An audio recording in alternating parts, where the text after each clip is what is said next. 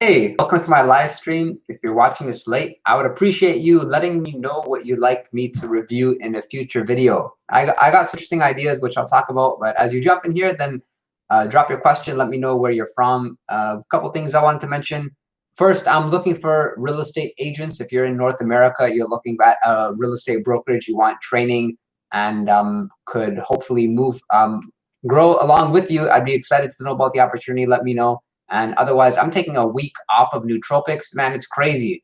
I'm only taking, I think, alpha GPC, some lion's mane, some Tonkat Ali, and L-tyrosine. So we're talking no racetams for the time being, no adaptogens. And what inspired this decision was I was on a call with somebody from the channel last week, and he was so sensitive to all the nootropics that I was incredibly jealous and figured, I remember back when I was this sensitive. So who knows? Maybe I've built somewhat of a tolerance to a lot of these nootropics. So I'm looking forward to being off of like aniracetam, oxiracetam, pramiracetam, rhodiola rosea, bacopa.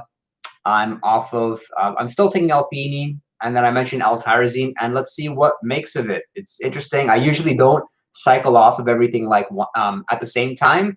However, figured it would be nice and keep it simple this way because it's very easy to forget to cycle off of things. I have noticed my sleep quality isn't that great, and that's helped me to understand how powerful ashwagandha is at decreasing stress levels, really keeping you calm, eliminate overthinking, procrastinating, and it seems like less kind of like general worry you have right before bed. So since I think 2 or 3 days after I dropped ashwagandha, just noticing more instances of waking up in the middle of the night and stuff. And let me know what your thoughts are. So I'll be back on most of them next week. I got a big unboxing video. I'm super excited about that. I've unboxed like $1,400 worth of nootropics. So that video is coming up. And I got a video coming out hopefully later on some of the benefits of L-theanine. With L-theanine, there's kind of a misconception out there. I've been guilty of this too. L-theanine works by itself. You don't need to take it with caffeine. In terms of, it's known to be taken that way, L-theanine and caffeine. Even if you use the theanine itself, there are markers of it improving performance, particularly in individuals who are like high anxiety individuals. There was a study done, and with people with moderate to low anxiety, they didn't notice much, but people who had high anxiety or described themselves to be an anxious person, I mean, crazy benefits, verbal fluency, pretty much everything. And let's jump into questions, but we don't have enough of them. And I'm excited to be on this stream with you guys. Tonkat Ali, why is modafinil making some people phenylpiracetam? Any withdrawals? What's your current on and off cycle for aniracetam? ASDFGH123. Cameron, who else is up in here? Phosphorastam, I gave that a shot not too long ago and didn't notice much from it, unfortunately. So someone's calling me. I'm gonna tell them I'm busy. And I, as well mentioned, for those of you who don't know, I tried colorastam. I didn't notice much from it. Phosphorastam seems like something people would try for like a cycle, a few months of a year, and then get off of it. Tonkat Ali makes me sad and makes me want to vomit every damn time. ASDFGH, I would encourage you to try with some calories. Have a shake. Have like maybe like a protein shake. Have it with some sort of meal, if anything, and you should respond better to it. I'm taking between 200 to 300 milligrams of the 2% powder. Absolutely love the stuff. Last time it took about a week for it to start working, whereas this time I think I'm on day 3 now. I haven't noticed anything from it yet, but people asked me it before, how long did it take for it to work? That's kind of my theory, for about a week. And next question, why is modafinil not giving some people consistent effect? Like day 1 it's good, but day 2 it's hard to notice, and both times you take the same dosage. Oh my gosh, I wish I knew. I took some modafinil today. I took some today, and I took a little bit on Tuesday, and last week I didn't take it at all. So to answer your question, I don't think it's a tolerance, more so than it's inconsistent, and you really have to do your best to keep everything fixed in terms of all other variables, like the number of hours you've slept, your diet throughout the whole day, how much water you're drinking, if you exercised or if you didn't exercise. I find with modafinil, sometimes I'm really irritable. I have found that multitasking is possible, but it does drain me when I'm on it. So be mindful of that. Get involved with the same work. Eventually, it'll become a bit consistent. For me, it's pretty consistent now. In terms of the later portion of the day, there's always that crash. I have tried taking it with a little bit of Fenibut to give me that mood uplift when modafinil is kind of bringing me down. And one thing really nice that people don't realize about modafinil, at least it makes it such that you don't need to take all your other nootropics. So if you're like me and you're taking time off of the majority of your nootropics, that's when modafinil is good, because you're able to reset your tolerance while still feeling encouraged to do something, because modafinil makes me like a workhorse, or will make me want to take some consistent action throughout the day, even if it's like cleaning up or organizing things. Phenylprostam is the racetam king. Yeah, I agree with that. Although I've only tried it, I didn't even take phenylprostam this week. I'm noticing more and more the following day after using phenylprostam, I don't feel as good. So be mindful of that. What's your current on/off cycle for aniracetam? That's a great question, Finn. It typically looks like about 10 weeks on, followed by one week off, maybe 7 to 10 days, and I'm usually taking like 500 milligrams 2 to 3 times per day. Melatonin makes it very hard to wake up before 8 hours of sleep. Really? With melatonin, not only is it inconsistent, but I found that the brand really does make a big difference, because most people would make the argument that they cannot, or not the argument, but they would actually disagree with you and say the opposite. It makes it hard to sleep for 8 hours. With melatonin, I'm usually waking up a couple times in the middle of the night, and like 6.5, maybe 7 hours max is enough sleep. And guys, don't mind I'm giving this video giving this live stream a like. Appreciate that. What's your opinion on bromontane plus L-tyrosine on weekends, and Vyvanse plus Mr. Happy Stack plus vitamins plus Alcar? Is that for weekdays? And you got to tell me what the Happy Stack is. I don't remember. I've not tried bromontane yet. Doesn't look safe in my opinion. I wouldn't recommend it. Looks like a good mood stabilizer. You can let me know a little bit about that.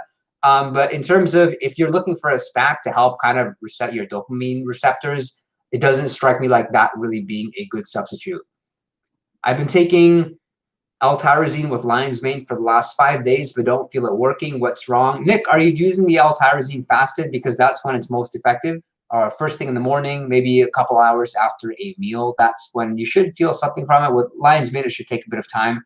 Generally, people who are, you could say, more stressed out, have a lot of work they're doing, they're more likely to notice lion's mane working, or perhaps if you're short of sleep.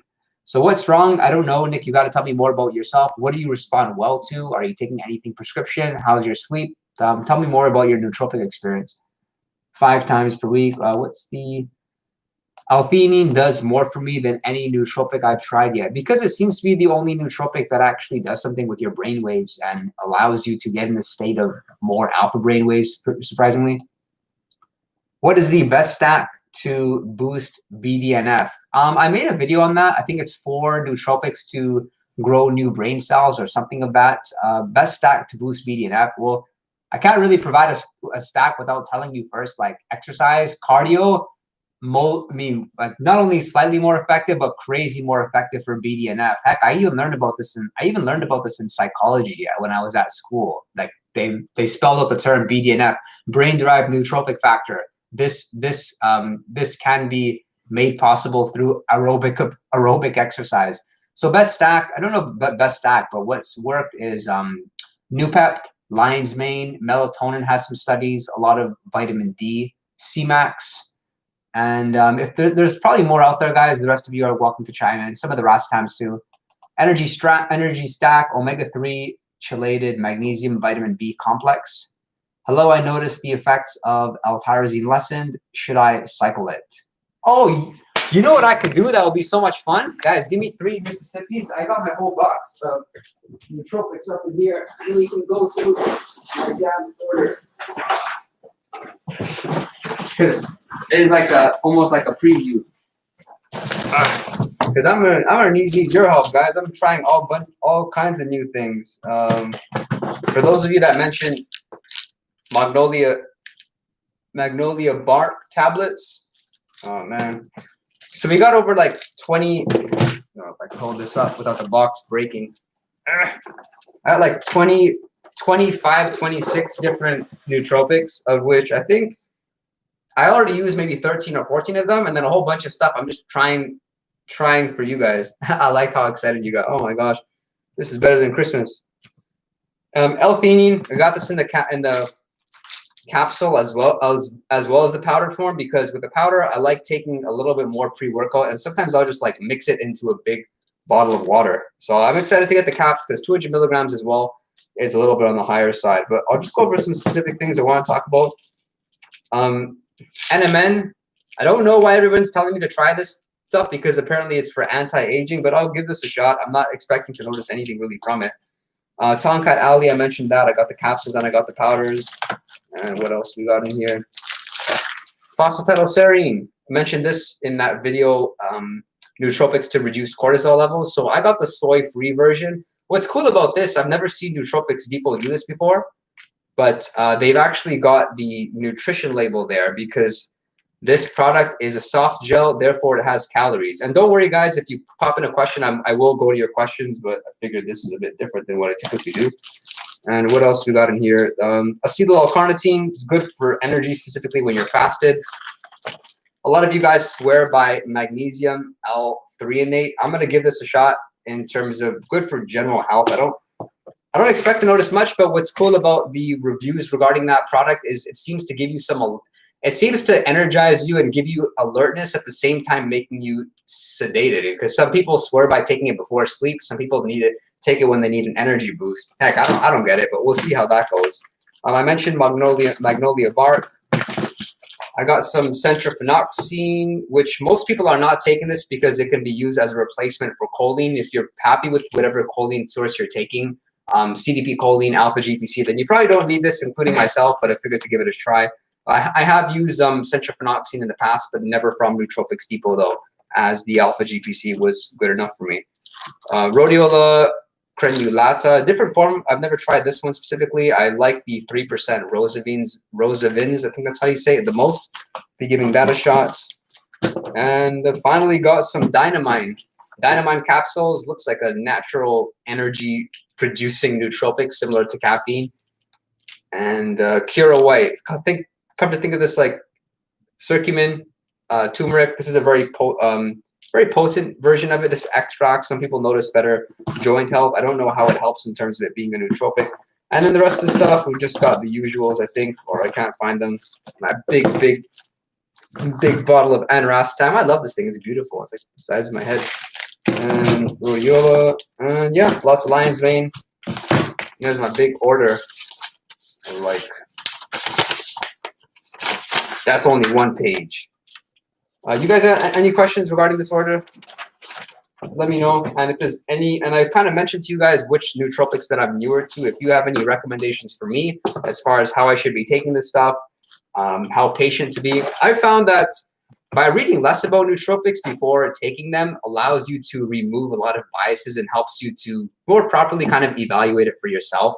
That's kind of how what I did. If I knew like Noopep, for example, was worth trying, I'd rather not learn so much about it. I'd rather take it myself for a month or two, make my own conclusions, and then go online afterwards and look for what does this stuff really do.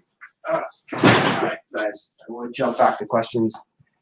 And don't mind, guys, giving this thing a like. So the last question we noticed was, hello, I noticed the effects of L-tyrosine lessen. Should I cycle it? Yeah, you can. Similar to L-theanine, some people do notice like a bit of a tolerance, that they need a bit of a boost. Is phenylprastime supposed to feel like caffeine? I'm feeling nothing. Yeah, like a very slow, extended release kind of caffeine. Try it fasted and try taking the powder underneath your tongue. For whatever reason, I find that more effective. And one thing I wanted to mention, though, with respect to alpha GPC and how there's a lot of talk about it being somewhat fatiguing if you take too much. Now that I'm off of the racetams, interestingly enough, it's starting to happen with me. I was definitely able to take more alpha GPC without the racetams, but it's like this balance of the more racetams you take, the more alpha GPC you got to take. So because I'm not taking the racetams and I'm still taking the alpha GPC, it's kind of, just make me feel a little bit off, surprisingly. I've seen some vendors saying that, have you considered trying them? No, Kalna, I've not after tried those particular nootropics, especially after one of them over there, there was a bad experience that's pretty known about and actually made one of the big nootropics distributors shut down. Thank you. You're my favorite nootropics reviewer. What are your thoughts on modafinil causing hair loss and people using B complex to combat that? I didn't even know that it caused hair loss. So I apologize, Willie. I didn't know that was a thing. As a matter of fact, I've heard everything causes hair loss, but modafinil very rarely. But it's also because most people here using modafinil are not taking it daily like people who should be. Is 5-HTP with caffeine good? ASDFGH123. I actually like taking it during the caffeine crash sometimes, but ideally, I mean, if you have a really bad caffeine crash, nothing helps as much as L-tyrosine. Better yet, if you mix them both, if you do have to work through it, then they can help. Mike, look up Legion Phoenix Fat Burner, kind of unique. What makes it unique about it, guys? Yeah, if you're gonna tell me about like review this particular product, just say like 1 or 2 lines about it so that I can look at it and provide some sort of value for everyone here. Have you tried Feverfew? No, I have not. During your 10 weeks on Anurastam, do you take it every day? Yeah, Finn, I'm taking it every day. Maybe some days I would forget or not take the 3rd dose. Perhaps if it's like a half day of work and I'm not around my nootropics, it's not a big deal. Don't have time to stick around today. Thanks, Tabitha. I appreciate you. I've been taking lion's mane for 2 months and I love it. Nice. I've been using L-tyrosine fasted and no other meds. Okay, cool. Wait, Nick, are you saying that in response to something which you said earlier? Oh, then that could happen, Nick. I don't know what to say. Just you're not a responder to it. You could maybe consider taking more. I wouldn't go more than like 1 to maybe 1.5 grams of L-tyrosine. Pedro, I don't get C-Max anymore. I was taking it, and then a lot of not only did it firstly, it became harder to get a hold of, and secondly, there was more and more talk about C-Max causing hair loss, which is why I haven't looked into it for, I think, since 2017, maybe 2018. Have you tried DMA, DMHA? Is that if that's the stuff in the old pre-workouts, then the answer is yes. DMAA, the 1,3-dimeth. Yeah, okay, it'll energize you, really help with fat loss. As far as it being a nootropic, expect a little bit of a mood uplift, kind of like using caffeine and maybe like a bit of yohimbine, a little bit of euphoria. Your heart rate can get uncomfortably high, so not probably good for people with general like anxiety. Choline plus L-theanine plus Arcalion plus lion's mane plus guarana plus choline. Don't know if that's a question. At the same time, depends, Satya, how you respond to each of them. Do nootropics change your personality? Yeah, I think you're like the exterior version of you, like what people see. It does change that. You may not feel this. You may not feel different internally, but just think about it. If you're gonna start, having behavior where you're just curious about things, you're more likely to read. You have more discipline. Then people could say that does change your personality. Sorry if I'm not answering that question as clear as you'd like me to. Have you heard of Magnum Brain in VC? No, I don't think it has. How do you feel about quercetin, resveratrol, NMN? I just mentioned PQQ, resveratrol. I've tried. I don't think you'll notice anything. It's like taking cinnamon extract or like blueberry extract. Maybe you'll feel healthier, however you define that. But as far as nootropic, not really sure. And there's evidence, of course, with anti-aging and quercetin and PQQ. I don't remember. What are your thoughts on stacking phenylparastam with pramiracetam? I don't really think there's a need to use the pramiracetam. You really won't. Yeah, you won't notice anything really from it. You could try it. The only reason I would mix them together is because pramiracetam for most people takes a bit of time to work. Therefore, you need to be taking it every day for at least a few weeks. So given that in those initial few weeks you're taking it every day, it's going to land on a day where you take phenylparastam. But if you're expecting to like notice something from it, no, wouldn't happen. And choline plus L-theanine plus, okay, there's no question there. Have you ever tried a HIIT workout? It should boost the testosterone level, so the effects should be like taking a nootropic, I guess. Yeah, we can't really compare nootropics with exercise. I don't like when people do that. But yeah, I've tried. I mean, I think everyone's tried a HIIT workout, or I would hope everyone's tried a HIIT workout. It should boost the testosterone levels. Not really, Jure. The only people who may notice some sort of testosterone benefit is perhaps if you're overweight, because then you're just not.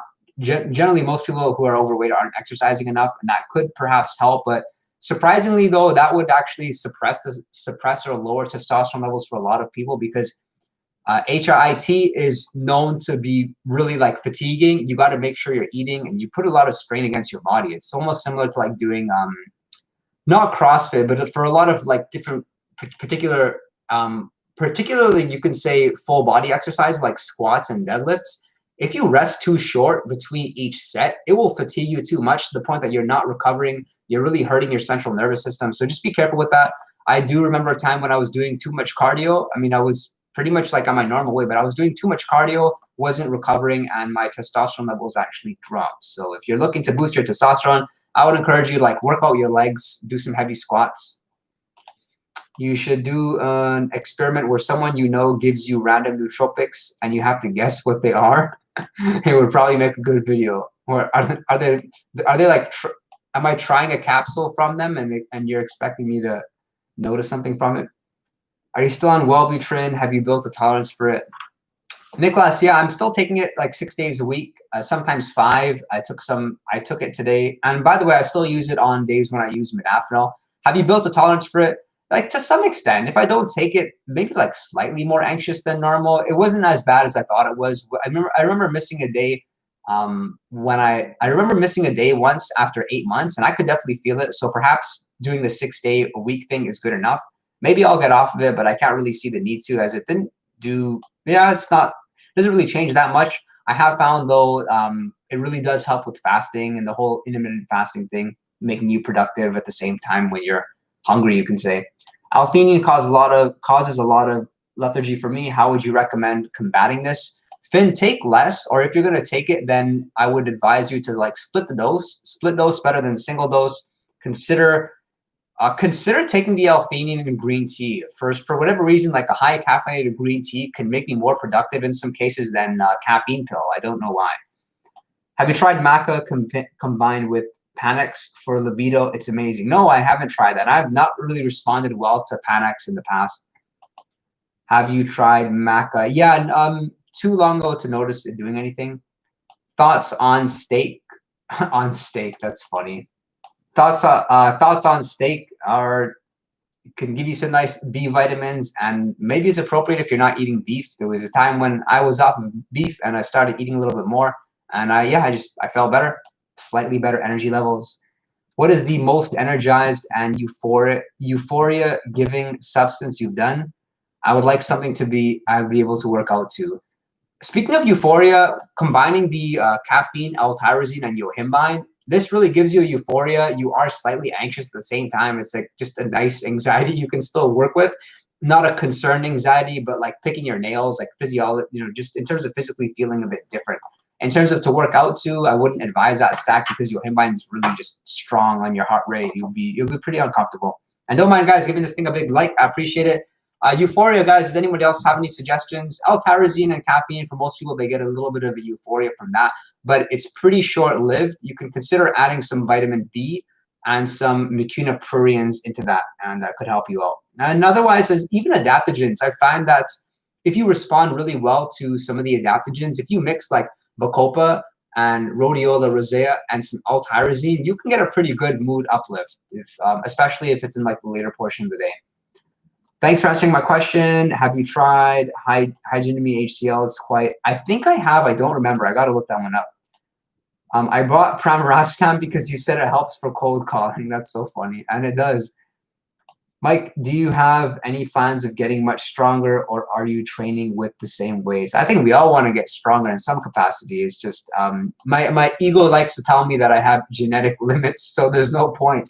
But I think for most of us, we're still on lockdown, or we're on lockdown here anyway, so my dumbbells don't get as heavy as I'd like, plus I don't have a stable bench. I don't know what that question was leading to, but you're welcome to ask a follow-up question. That's my stack. Gucci Turtle, you can't give me a stack without me knowing your goals or tell me something about yourself. But I'll look at your stack. Lion's Mane, tyrosine, alpha GPC, Bacopa, L-theanine, and huperzine. I would say, yeah, that's a bit too much alpha GPC for most people. L-tyrosine, you can crank that up. Only expect that to last maybe 2 hours or so. Hey, man, love the videos. How does L-theanine plus caffeine, lion's mane, and KSM-66 sound for a beginner stack? Alexander, it's a kind of relaxing stack that I mean, I would think you should add something to make yourself a bit more intense and intentional on being productive. Like add some L-tyrosine or vitamin B or something, because L-theanine is going to relax you, lion's mane is going to relax you, and then even KSM-66 is going to relax you. Then you're just too relaxed. Hey man, are you a workaholic? If not, what do you do for fun? Yeah, for fun, well, this YouTube channel is pretty